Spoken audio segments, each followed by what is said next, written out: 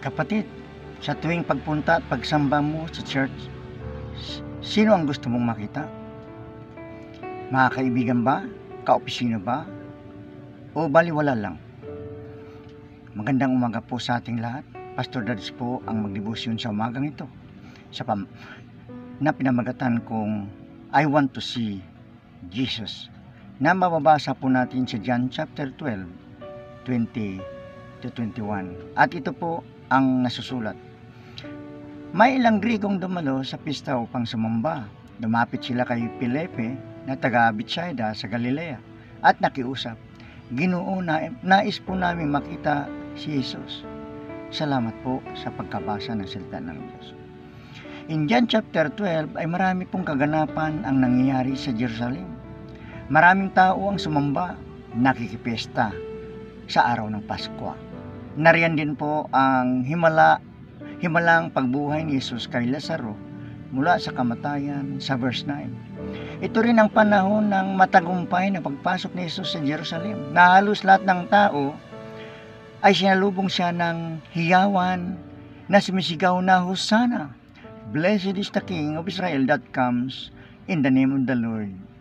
Doon po sa verse 15. Dahil po sa ginawang himala ni Jesus, ay maraming tao po ang gustong makita ang Panginoon Jesus ng face to face, katulad din po ng ilang mga Grigo.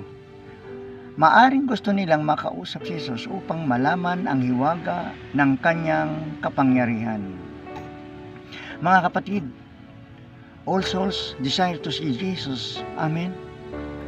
Katulad po ni Nicodemo, he was become born again when he met Jesus at night in John chapter 3. Dati po siyang guro pero hindi po niya naintindihan ang pagiging born again. Si Apostle Thomas, in John chapter 20, when he met Jesus, he believed and proclaimed Jesus as Lord and God of his life. Dati po ay hindi po siya niniwala kay Jesus nung hindi po siya nakita nang siya po ay muling nabuhay.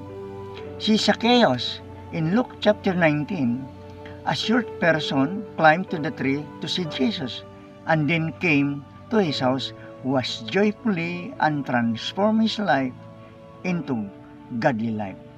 Dati po siyang masamang tax collector. Ikaw kapatid, si Jesus ba ang hinahanap mo sa tuwing ikaw ay sumamba? Anong himala ang nangyari sa buhay mo nang makita at masumpungan mo si Jesus? Katulad ka ba ng Griego na gusto rin makita si Jesus? O mas maganda kung katulad tayo ni Zacchaeus na ginawa ang lahat ng paraan para makita si Jesus at nagbago ang pananaw sa buhay? Mga kapatid, sa katunayan ay makikita at masumpungan natin si Jesus in any place, in any time, and everywhere, because Jesus is omnipotent, omnipresent, and omniscient God. Just pray to Jesus intentionally with faith and meditate His Word so that you can feel His presence and His power in all aspects of your life. Salamat. Hanggang sa bukas muli. Let us pray.